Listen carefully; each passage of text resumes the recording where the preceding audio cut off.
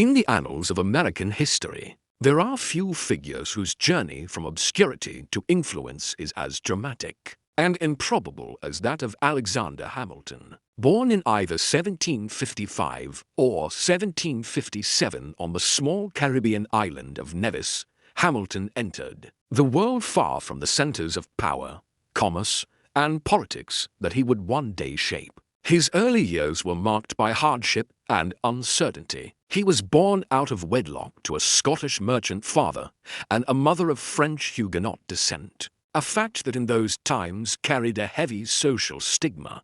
When Hamilton was still a boy, his father abandoned the family, and not long after, his mother died, leaving young Alexander orphaned. These early tragedies could have consigned him to a life of obscurity, but they instead ignited within him a fierce determination to rise above his circumstances. Hamilton's intellect and ambition were apparent from a young age. Working as a clerk for a trading company on St. Croix, he quickly demonstrated remarkable skill in managing accounts, handling correspondence, and understanding the flow of commerce. His writings, even as a teenager, were sophisticated and compelling, and when a devastating hurricane struck the island in 1772, Hamilton penned a vivid description of the disaster. The essay was so eloquent that it caught the attention of local leaders, who saw in him a mind worth nurturing. They pooled resources to send him to the American colonies to pursue an education. Arriving in New York in 1773, Hamilton enrolled at King's College, now Columbia University. There, he immersed himself in the political debates of the day as tensions between the colonies and Britain escalated toward open conflict. His pen became his weapon, and he wrote persuasive pamphlets defending the colonial cause against British policies, earning the admiration of patriot leaders. When the Revolutionary War erupted, Hamilton's desire to serve went beyond writing. He joined the volunteer militia and quickly distinguished himself as an artillery captain. His courage and organizational skills on the battlefield caught the eye of General George Washington, who in 1777 invited Hamilton to join his staff as an aide-de-camp. This position placed Hamilton at the center of the Continental Army's strategic operations, drafting orders, managing correspondence, and advising Washington on critical matters. Yet Hamilton longed for combat glory, and in 1781, he finally secured a field command. At the siege of Yorktown, he led a daring nighttime assault on a British redoubt, a decisive action that contributed to the American victory and effectively ended major fighting in the war. With independence won, Hamilton turned his attention to the monumental task of building the new nation.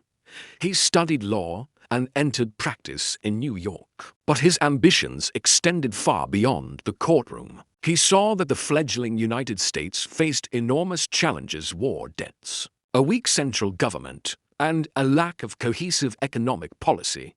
In 1787, Hamilton attended the Constitutional Convention in Philadelphia, where he became one of the strongest advocates for a powerful national government. Although his own constitutional plan was considered too centralized to gain broad support, Hamilton threw his considerable energy into securing ratification of the Constitution that emerged from the convention. To persuade skeptical states, he joined forces with James Madison and John Jay to write a series of essays under the pseudonym Publius. These writings, known as the Federalist Papers, remain among the most important political documents in American history, offering deep insight into the principles of republican government and the mechanics of the Constitution.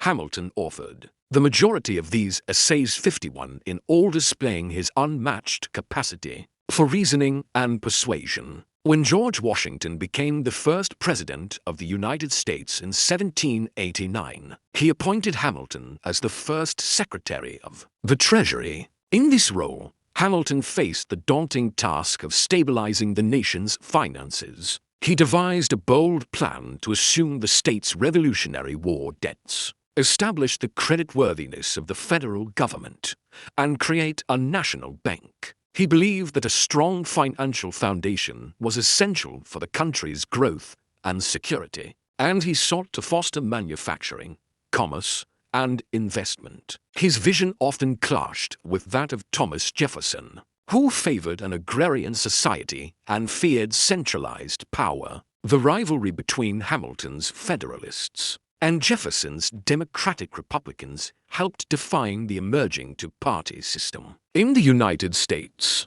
Hamilton's tenure as Treasury Secretary also saw the creation of the U.S. Mint, the establishment of tariffs to protect American industry, and the formulation of policies that encouraged foreign investment. He laid the groundwork for an economic system that would support the nation's expansion for decades to come.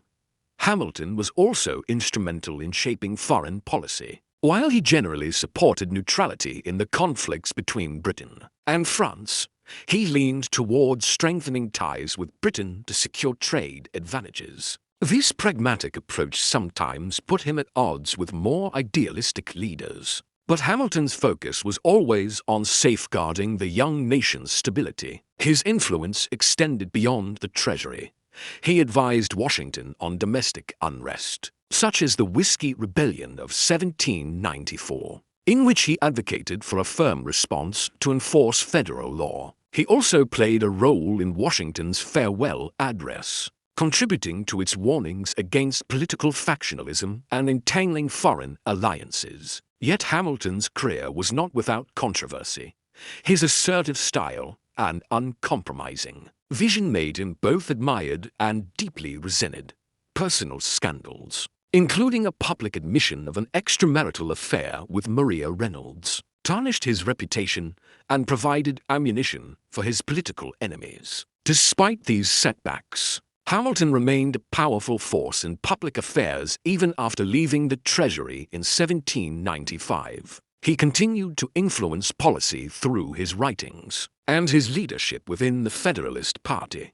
During the contested presidential election of 1800, Hamilton's maneuvering played a role in breaking the electoral tie between Thomas Jefferson and Aaron Burr, ultimately favoring Jefferson despite their political differences. This decision deepened Burr's resentment toward Hamilton, and their animosity would have tragic consequences. In 1804, when Burr's political fortunes waned after a failed bid for the governorship of New York, he blamed Hamilton for his loss, believing that Hamilton had maligned his character. The tension culminated in a duel on the morning of July 11, 1804, in Weehawken, New Jersey. Hamilton, perhaps intending not to fire directly at Burr, missed his shot. Burr's bullet struck Hamilton in the abdomen, inflicting a fatal wound. He died the next day, at the age of 47 or 49, depending on the disputed year of his birth. The nation mourned the loss of a man whose brilliance, vision, and energy had helped to define the United States. Alexander Hamilton's legacy endures, not only in the institutions he built but also in the ideas he championed. He believed in the transformative power of ambition, education, and hard work. His life story from orphaned immigrant to architect of the American financial system embodies the possibility of reinvention and the promise of the American dream. Over to centuries later, his influence continues to be felt in debates over the role of government, the nature of economic policy, and the meaning of national identity. His words, preserved in speeches, letters, and essays, still resonate with those who believe that the strength of a nation lies in its capacity to harness the talents of all its people, regardless of origin. Though his time was cut short, Hamilton's imprint on America is indelible, a testament to the enduring power of vision, intellect, and resolve. His life remains a vivid reminder that the course of history can be shaped by those with the courage to imagine a different future and the determination to make it real.